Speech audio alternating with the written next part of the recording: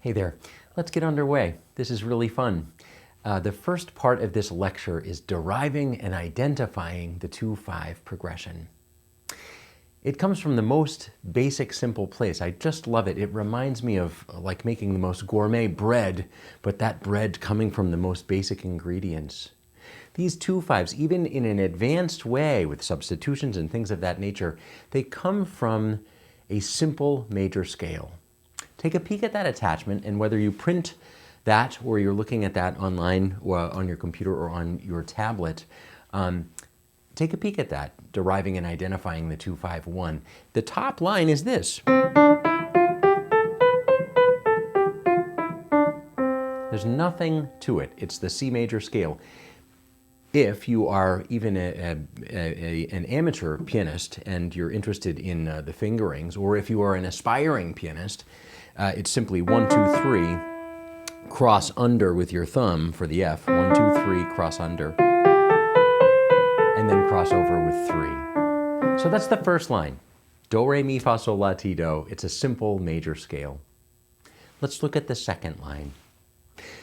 The second line starts to give us harmony, and this is triadic harmony. I'm just using 3 tones. You can use any fingers you wish.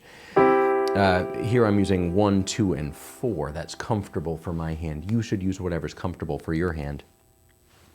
So I'm just simply going to trace that scale and remain diatonic. Big word, just means stay in that family, stay in the key of C. Stay on that, only on that tree. Don't go to any other trees. Stay right here. All white notes. Let's take our time and let's really enjoy and listen and see if we can, just by ear, analyze what is major and what is minor, because this is crucial. This is important. I hear that. Major. I hear that. Minor. I hear this. Minor. I hear this. Major. This. Major. This. Minor. This. This is a hard one. It's not major or minor. It is diminished. And lastly here. I want to take a quick tangent and I'll come right back. Here's the tangent. If you are not as much an ear player as you are a thinker or as an eye musician, reader, and that sort of thing, don't fret. We can easily find a formula for this determination of whether it's major or minor or diminished. Take a look. If I play that very first one, this is the second line on the worksheet, all the way to the left. This is the C major chord. To delineate, to distinguish between major and minor, all I have to do is measure the distance from the root to the third of the chord. From the root to the third of the chord. Let's have a comparison, kind of an A-B comparison. I'm going to compare this major chord, C major, to this D minor chord. Back to C major. If I measure from the root, there's 1. There's the first degree, pardon me, the root of the chord. I'm going to go up half steps. 1 half step, 2 half steps, 3 half steps, 4 half steps. 4 half steps gives me a major sound. Compare it to the D minor. From the tonic, from the beginning of the D minor chord, up 1 half step, up 2 half steps, up 3 half steps. There's the formula. There's the DNA. This is the Da Vinci Code, if you will. If I have a major triad, it's up 4 half steps from the root. 1, 2, 3, 4. If I have a minor triad, it's up 3 half steps. 1, 2, 3. Minor triad, that's 3 half steps. 1, 2, 3. Major triad, that's 4 half steps. 1, 2, 3, 4. Major triad, that's 4 half steps. 1, 2, 3, 4. Minor triad, that's 3 half steps. 1, 2, 3. Diminished. 1, 2, 3. It's 3 half steps up on a diminished chord, but the crux of the diminished is that when you leave that minor third and you go up 1, 2, 3, it's only another 3 half steps to the lowered fifth. I'm parking that for now. Since the discussion of this lecture is the 2, the 5, and the 1 chord, I'm going to omit dealing with the 7 for now. Let's go to the bottom of that sheet. The bottom of the sheet is doing exactly the same thing as the middle of the sheet, and yet instead of triadic harmony, this is what we call seventh harmony. I've added yet another tone. It's still tertian or tertial, if you want to use that formal word, a chord that's measured evenly in thirds. 1, 2, 3, 1, 2, 3, 1, 2, 3. Major thirds and minor thirds, we're not discriminating, it's just thirds. I have this tertian experience of going up the scale. Notice it's still all diatonic to C. I'm still staying in that one key.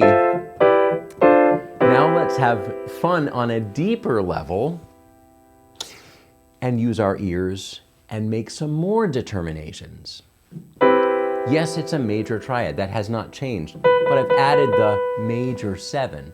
Do, re, mi, fa, sol, la, ti, the major 7. Another way to solve for the major 7 is this. That's an octave. Easy. If I'm at 8 and I knock it down a half step, right? If I go down a half step, there's the major 7. C major 7. Instead of exploring this line linearly, I want to jump to the other chord that sounds like this. Major 7. No, that doesn't sound like it. No, that doesn't sound like it. That does. F is a major 7 chord, isn't it? Let's take a peek. There's F, there's 8 octaves, major 7. Yes, major triad, major 7. So compare the C major 7 to the F major 7. And I'll talk briefly at this moment, I'll interject about the analysis. If you look under those chords that I've printed on that page, you'll find a Roman numeral analysis. This is typical analysis. I'll bet at the intermediate and advanced levels, you guys are familiar with Roman numeral analysis.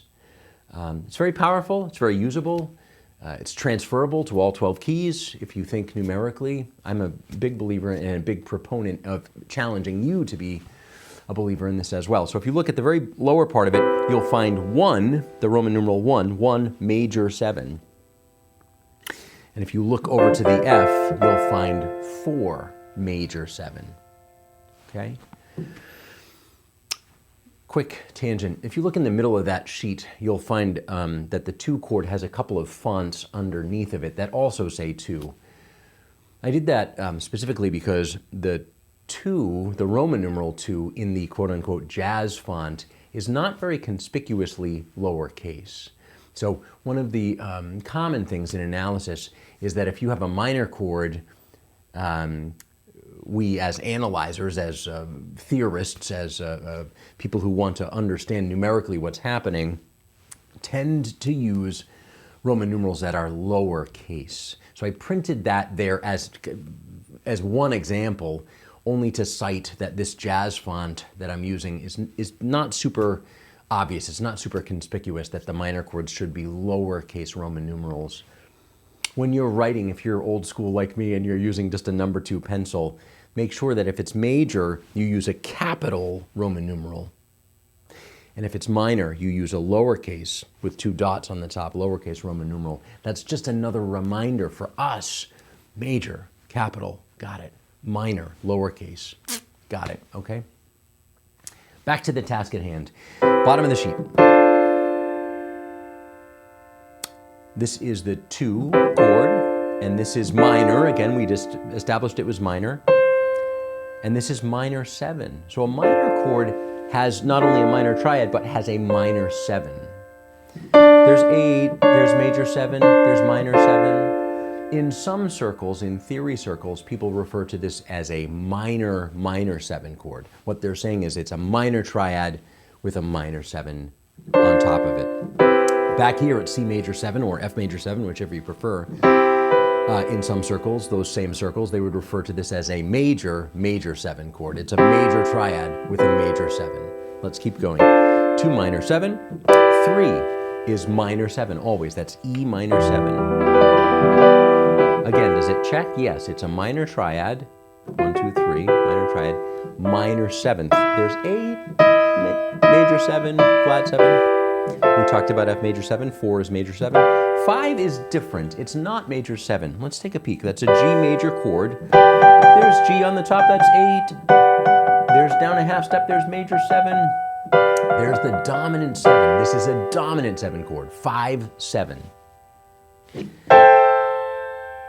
A is a minor 7, just like D minor and E minor. And B, which I'll just touch on, is half diminished. I'll come to that, and it's the topic of another lecture. I'm going to close the first part of this video just for a moment, invite you to pause the video and practice that. But I've got tons more to share with you. So once you've gone through that a few times on the piano, I hope you'll turn this video back on so that we can continue.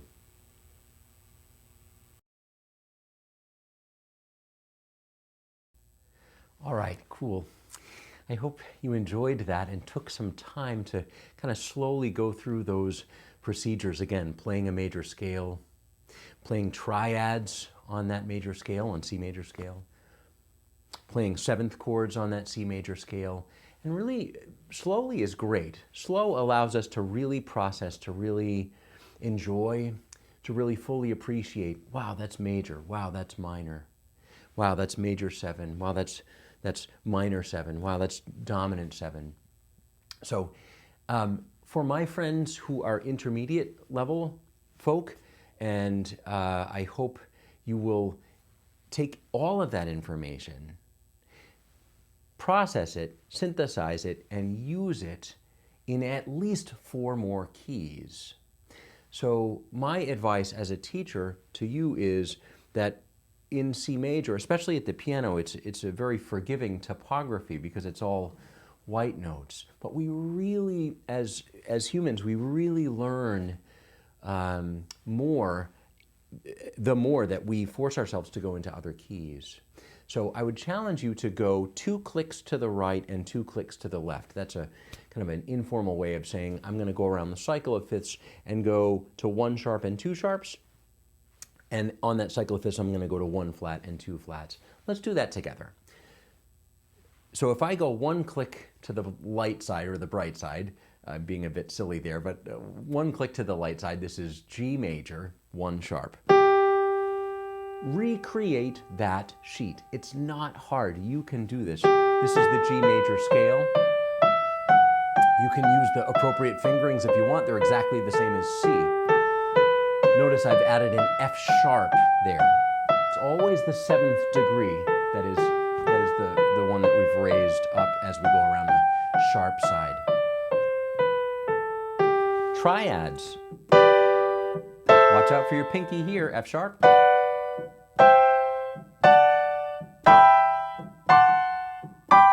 Both hands.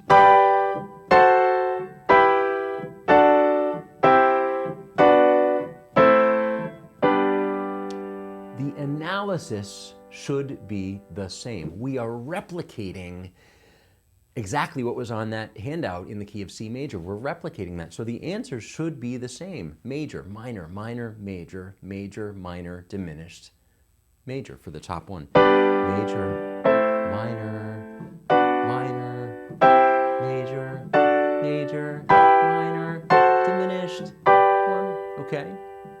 Sometimes I get bored just playing block fashion. I like to do things like this.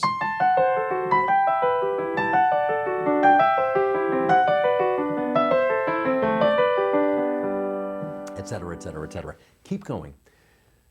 7th chords, 7th chords.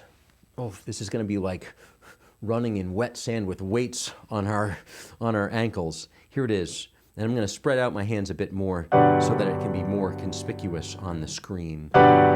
Major 7, minor 7, minor 7. There's the 4 chord, major 7.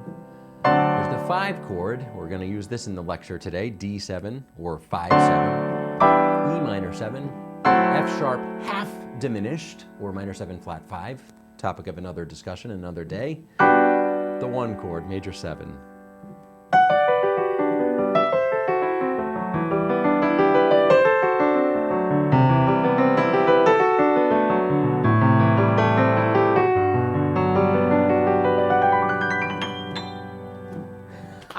Anyway, I like to have fun along the way instead of just playing the sort of staid, stiff as starch, stale, block chords. Anyway, G major, fantastic. Push yourself. D major, that's 2 sharps. Push yourself. F major, that's 1 flat. B flat, that's another flat. I'll go quickly. Here we go. Here's D major. Major scale, not a big deal. Triads.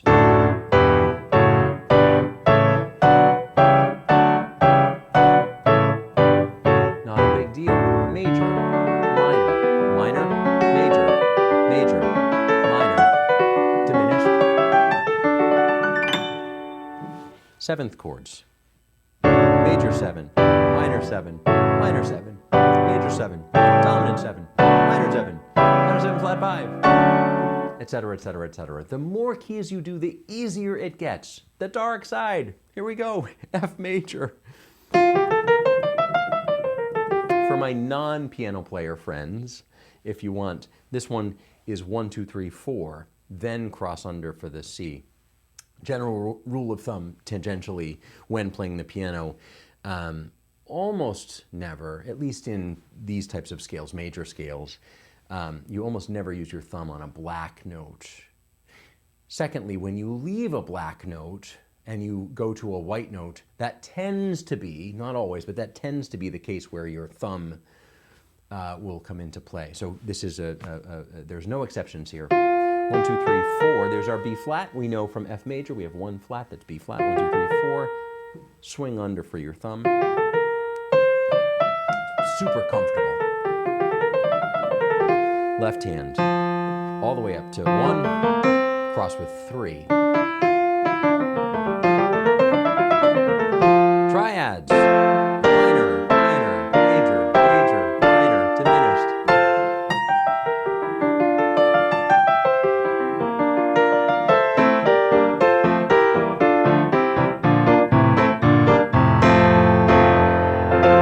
Seventh chords. Major 7, minor 7, minor 7, major 7, dominant 7, minor 7, half diminished.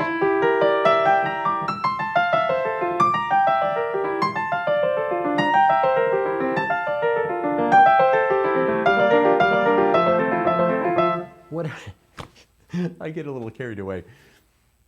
You are a creative person. Whatever creative ways you can still get the job done and not be bored silly from going through 17 million exercises. This also helps to helps to keep the creative sparks sparkling and not smoldering and smoking. So always good to keep sort of a bright and ebullient attitude when it comes to exercises such as this. I'll close with this. This is the very first part of the lecture. The reflection, the takeaway is this.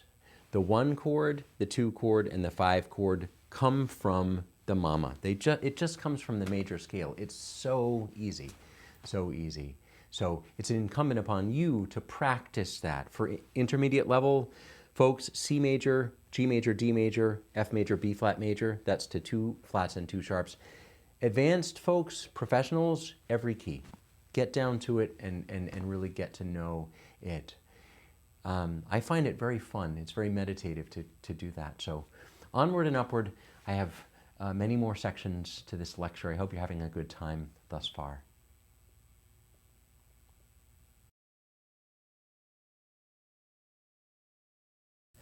All right, so I want to take just a quick moment to say that there is light at the end of the tunnel. We are, in this lecture, actually going to play actual music. It's coming up very shortly, so thank you for your patience.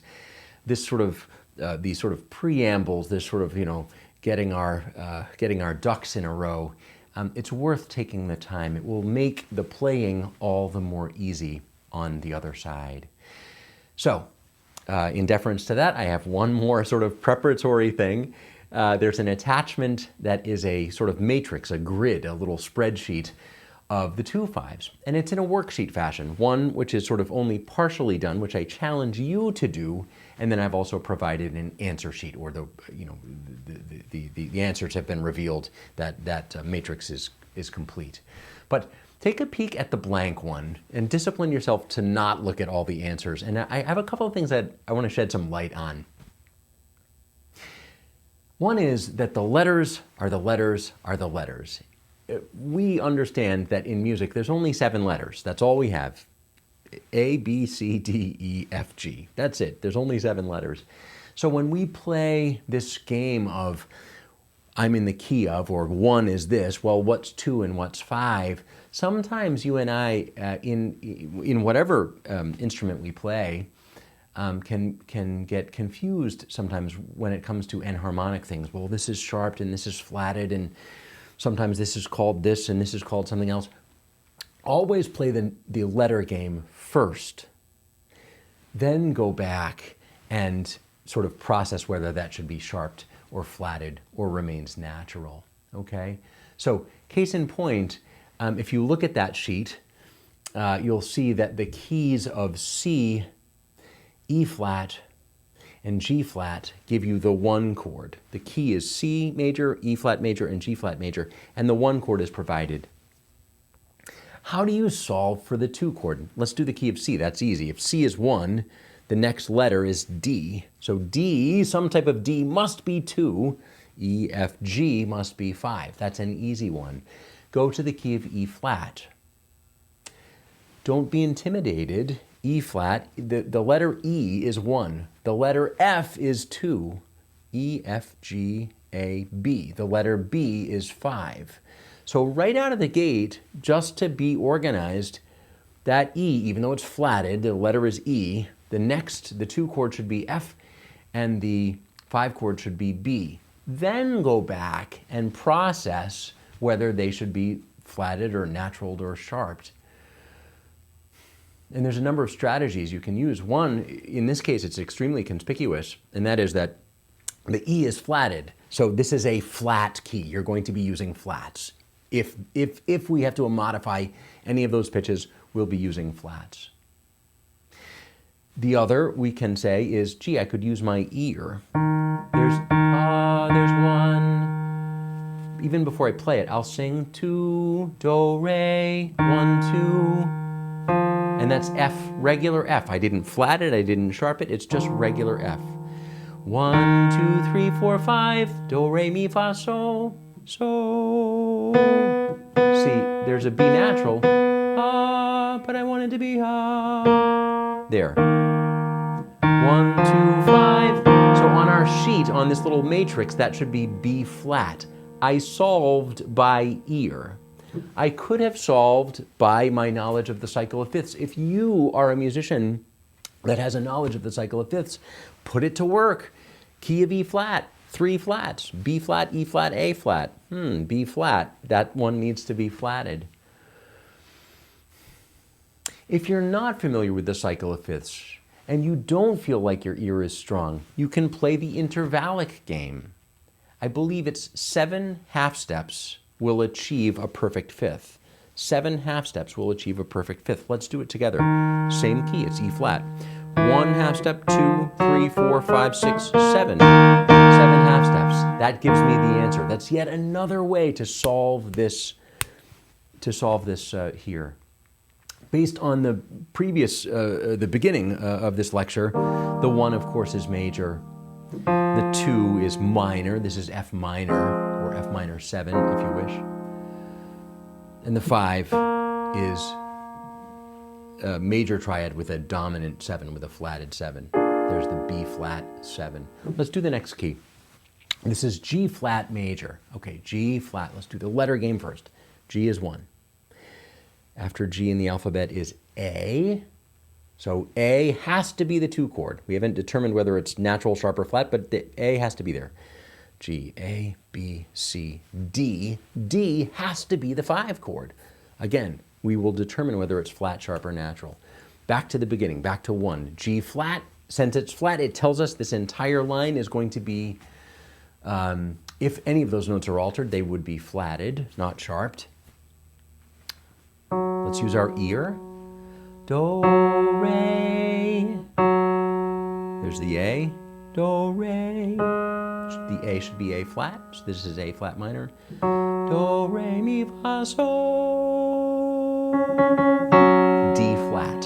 So the answers for this one, G flat, A flat minor 7, D flat 7. Especially for you advanced or professionals, play them, play them, play them, play them. G flat major 7, A flat minor 7, D flat dominant 7. Okay, let's make it a little bit harder, and then I won't go through all of these here. The answers are there, but I want to take the time to go through the procedure because I feel like the procedure is really important. Letters first. If your key signatures are at the ready, bang, just add them in there. That's totally fine. If they're not at the ready, at least do the numbers first and then go back and dwell on modifying flats, sharps, naturals, these types of things. If you look at under the 2 column, the column that has all of the 2 minor chords, you'll find one that says C sharp minus or C sharp minor. So let's start with that.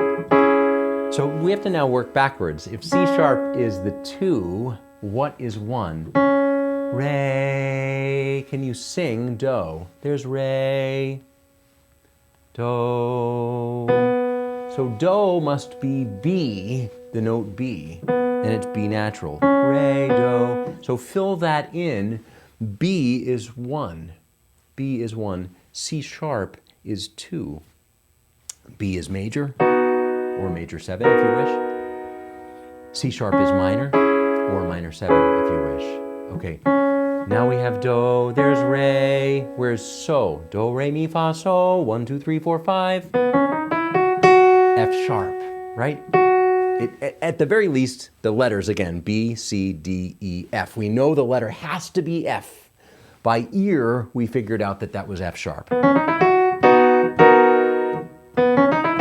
Major 7, minor 7, dominant 7.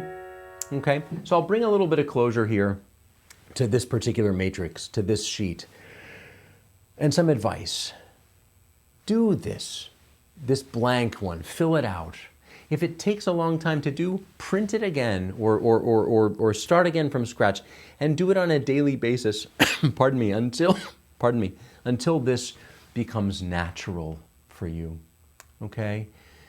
You and I playing music, whether it be classical or jazz or funk or punk or rock or soul, whatever style we're playing, if we're playing music, having a familiarity with all of the keys, being comfortable with all of the keys is only going to be an asset for us, okay? So I really firmly believe if you have the time, take the time, make the time to go through each and every one of these keys until those become really familiar and you're not intimidated by flats and sharps and things of that nature. So I'll button up this little mini chapter of the lecture, but there's a ton more to come, especially playing.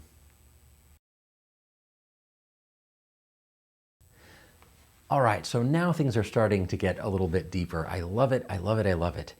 At this intermediate level, there's a couple of things that I want you to think about. One has existed for hundreds of years, and it's something called smooth voice leading. Smooth voice leading. I hope you'll see the attachment that is a part of this lecture that is called smooth voice leading. The second thing is something that's not quite as old. Maybe it's 100 years old, where we as musicians, as practitioners, start to mess with the ingredients. Instead of using 1, 3, 5, and 7 of those chords, of those 7th chords, we take the root out of the mix. We take the root out of the mix. And in its place, in its stead, we superimpose or we substitute the 9th. Let's think about that. The 9th is the 2nd degree of the scale. Here's the C major scale. 1, 2, 3, 4, 5, 6, 7, 8, 9. Okay. So we'll add the 9th in place of the root. So let's unpack. First, order of business, smooth voice leading. It's gone on for hundreds and hundreds of years. You find it in Renaissance choral music. You can find it all over the place. It is, not only is it sort of ergonomically easier for us as practitioners to get around, but it's easier on the ear as well. And it focuses more on melodically derived harmony than harmonically derived melody. Sorry, that was deep. I'm out. Here we go.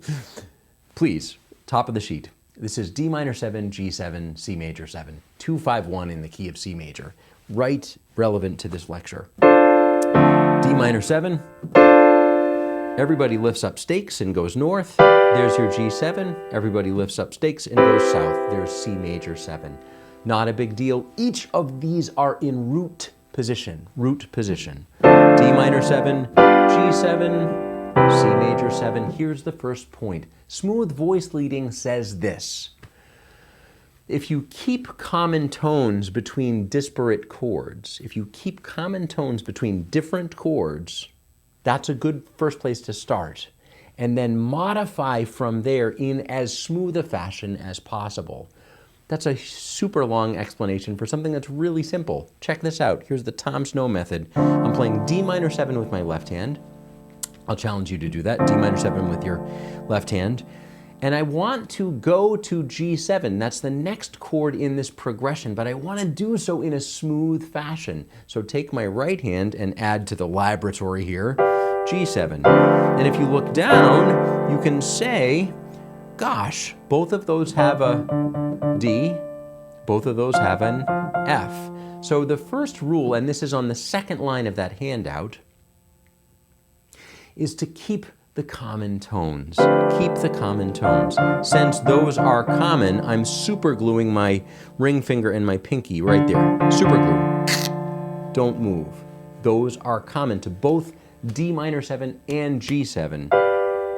And then these two that are remaining need to find a G and a B. Look at how easy this is. They just fall down to the G and the B. Here's D minor 7. Here's G7. I'll bet this is review for you if you're an intermediate player. I'm using my inversions. It's convenient. It's so easy. I don't have to look down. D minor 7, G7. Easier on the ears. Da, da, da, da, da, oh, and oh. Really great to go from voice to voice. Let's do one more together. If I'm at G7, I want to go to C major 7. That's the next chord in this progression. Here's C major 7. Here's my G7. What do they have in common? Common tones. There's a G, there's a B. Keep the G and the B. I need to find an E and a C. Done. So this progression, and to get you to the second line of the worksheet, this progression, which was this, root position, is now this. Keep the common tones, smooth voice leading. Great. Keep the common tones, smooth voice leading. Okay, so my first challenge to you at this intermediate level is you practice that exact thing using smooth voice leading in at least 2 sharp keys and 2 flat keys. Go to G, go to D, go to F, go to B flat.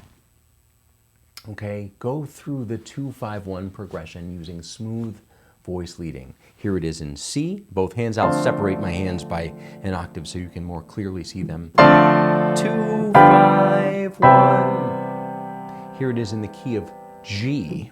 2-5-1. Here it is in the key of D. 2-5-1. Couple more. Here it is in the key of F. G minor 7, C7, F major 7. Here it is in the key of B flat. C minor 7, F7, B flat major 7. Cake. It's so easy. I have another thing to share with you, and this is a much more recent thing, and it's very prevalent in jazz. I mentioned it at the beginning of this little segment, this little subchapter. Many times in jazz, you can find it in other forms of music as well. Impressionist comes to mind, the work of Debussy and such. it is common to substitute 9 for 1. Now, in group playing in jazz, if you have a little jazz trio, you know that the bass player often plays the root. So one practical thing is it's just redundant to be playing the root as a pianist while there's a bass player there. But the other side, and I think the thing that is really even more attractive and more beautiful, is that by substituting 9 for 1, we are enhancing the chord. We are adding something to it that wasn't there. We are enriching it. It is a much more harmonically significant and a much more harmonically complex sound. Here it is. Here's D minor 7. Remember, 9 is the second degree of the scale. So if I take that root and make it 9, wow, that's so cool. There's regular D minor 7. Here's D minor 9. Oh. Let's try it in a tertial or tertian fashion, meaning I'll take that D minor 7 and I'll take the root away, make that go away, and I'll add the 9 on the top. Beautiful. D minor 9. Just to dwell on the difference, D minor 7, there's nothing wrong with that. It's like vanilla ice cream. Nothing wrong. It's just plain Jane, but it gets the job done. It's great. As soon as we take that and add the 9th, it's like dumping chocolate sauce on your vanilla ice cream. It's got something else there. Okay, 2 more chords to go. G7, do the same thing. Here's G7 in root position. If I get rid of the root and I add the 9, G7, your normal G7,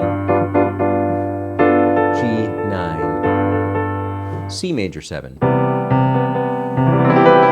C major 7, nothing wrong with it, vanilla ice cream, it's great.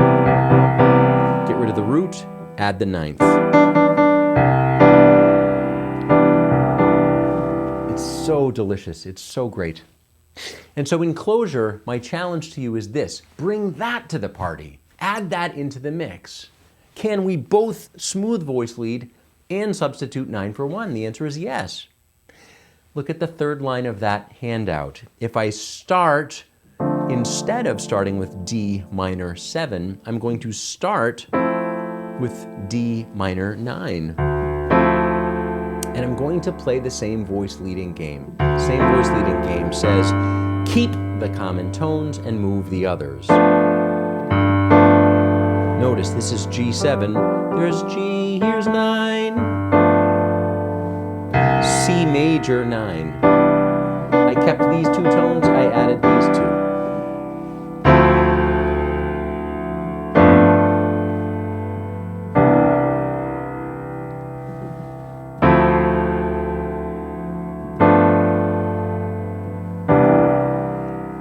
I'm pushing you, challenge you to do it in G, in D, in F, in B flat.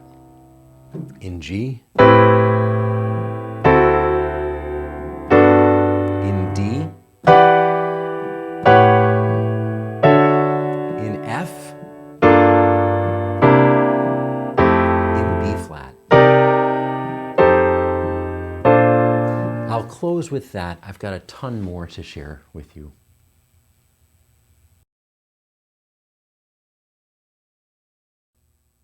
So let's get down to playing. I'm excited for this. I want to mention something about improvisation here in this little sub-chapter, this little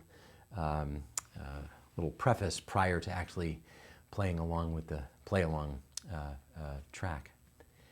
And that is this: we have to remind ourselves, the contents of this lecture have taught us, have reminded us, that the 2 chord, the 5 chord, and the 1 chord all come from the same key. Even if those chords are enhanced, they're still from that same key. If I'm using natural 9s or natural 13s or these types of things. So this, which is this, which is this, in all of the keys, even if it's in a different order, or this, or however you play it, 2-5-1, it's here. 2-5-1 is in a particular key. And so here's what I'm suggesting. If we are improvising, and again, this is transcends genres and styles. I'm improvising in the jazz style, but if you're a rocker or a classical person or whatever style you happen to be soloing in, this is a great takeaway. If I use the mama, if I use that parent scale, it can be applied to all of the children, to all of the different chords, the 2 chord, the 5 chord, the 1 chord. So here's D minor 7, here's an advanced D minor 9. It's not a big deal.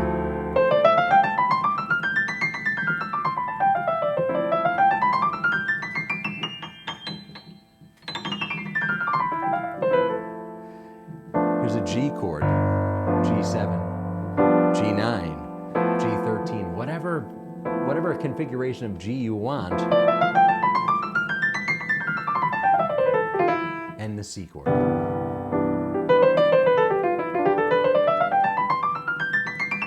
I want to interject a bit of a pedagogical point, and that is that some teachers choose at this point to share that the 2 chord is a Dorian, which is the second mode of the major scale, which is called Ionian, and then 5 is Mixolydian, and that's the 5. This all makes sense and is pedagogically sound and is great. I want to ask your indulgence for a moment. So instead of us going down that bunny hole and exploring like, well, these are avoid notes and these are notes that should be enhanced, and let's just park that for a moment. Let's just use our ears. I play the 2-5-1 progression, even if it's advanced and enhanced, as long as I use that mama scale, that parent scale, I can actually create music from that, trusting my guts, my wits, and my ears. So I'll play just a few different keys. Here's 2-5 in C. I'll go up in whole steps this time. Here's 2-5 in D major. Here's the D major scale.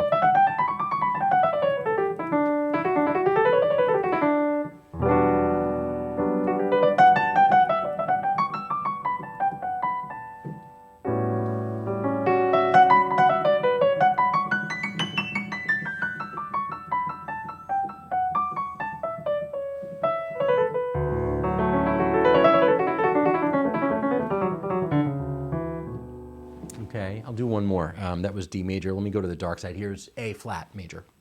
So B flat minor 7, E flat 7, A flat major 7, the 2-5-1 progression in A flat.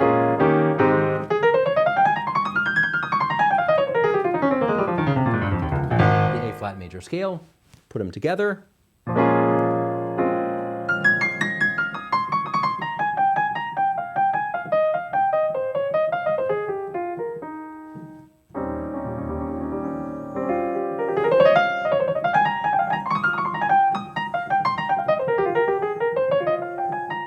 I'm sorry, I cheated.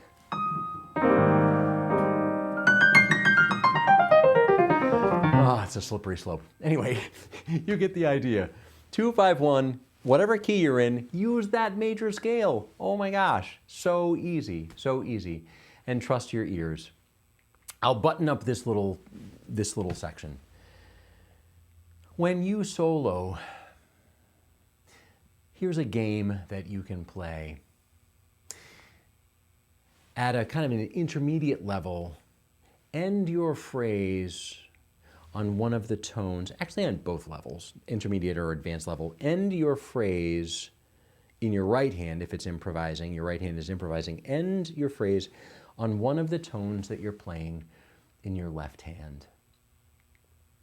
So if your left hand is playing D minor 9, you know that the parent scale is C major, but I'm going to end my phrase on the minor 3rd, the perfect 5th, a minor 7th, or natural 9. So now I have a little bit of direction and deliberation as to how I'm ending my phrase, or just a little bit of harmonic, melodic awareness.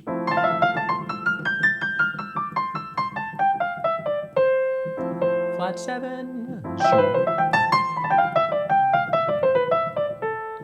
5, shoot.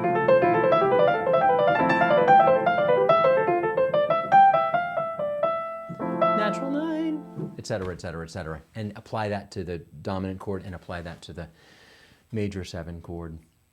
So Here it is. I'm so excited. All this talk about how to play the 2/5 and how to treat your improvisation. Let's play this song, Tommy's 2/5 two-step, and have some fun. We'll play the head, then we'll solo a little bit over it using that parent scale, that parent key.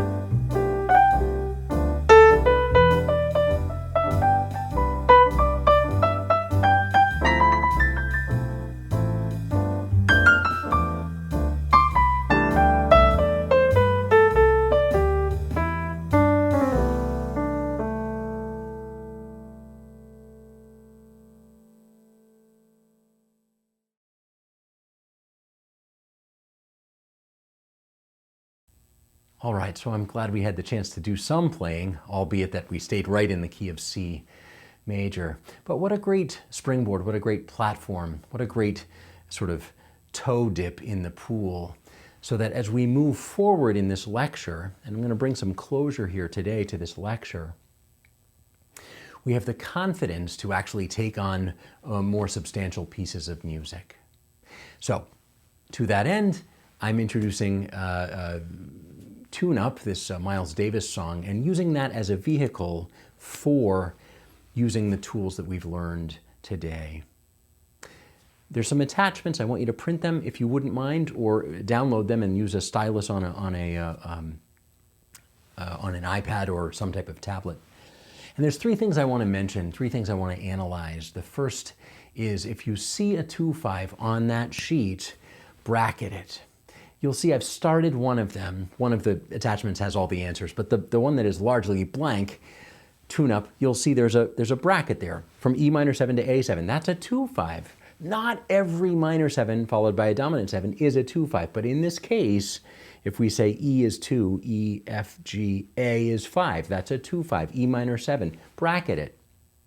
Second point, when you leave a dominant chord, and it goes to its place of expected resolution, let's draw a solid arrow. You'll see that on the page there. It's kind of a rainbow rounded arrow like this. I'm leaving A7 and it's going to its place of logical resolution. It's going home. It's resolving down by a fifth. A5 is going to D major 1. The third thing I want to mention to you is, as you can see in tune-up, even though the key signature may not change, the key does change internally. And now hopefully we're sort of armed with those eyes to spot 2-5. Oh, that's 2-5-1 in the key of whatever the key happens to be. If you can spot it, then put a box right at the beginning of that line or at the beginning of that measure when the key changes, regardless of what the key signature says. So at the very beginning, I'm going to put a box with a D and a colon after it. This is saying this is in the key of D, 2-5-1 in D major. Take a look at the next line. That is probably 2-5-1 in a different key.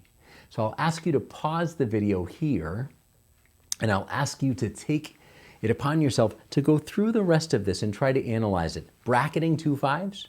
Watch out, not every minor chord followed by a dominant chord is a 2-5. If the 5 chord goes to its place of logical resolution, down a fifth, if you use the arrow. And if the key changes, put a box there with the key. So I'll ask you to pause the video here, finish that, and then come back here. I've got more to share with you.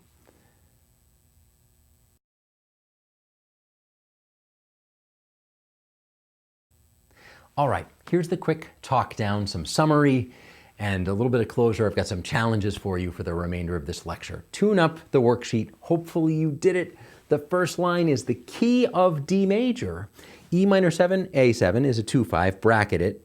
A7 with a solid arrow leaves that dominant chord and it goes to its place of expected resolution. It resolves down a fifth to D major. The entire 4 bars, all those 4 bars, is the key of D major. Think about what we did on the composition that I wrote. I was able to use the parent scale over all of those chords. D major scale.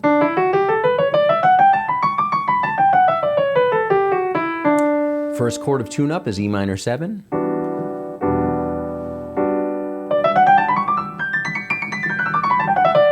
Second chord is A7.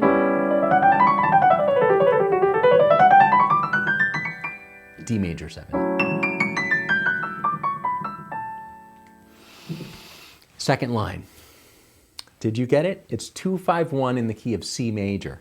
D minor 7 to G7, bracket. G7 is a dominant chord. It goes to its logical place of resolution. It resolves down a fifth to C major, an arrow, bang. Hope at the beginning of that line you put a box with a C in it and a colon after it. This is the key of C. So just like we have the key of C major, works over D minor 7, works over G7, works over C major. Okay, next line of music. C minor 7 to F7 is a 2-5. The F7 does resolve to its logical place of resolution. It resolves down a fifth to B flat major 7, so a little arrow there. This is the key of B flat major. Fantastic.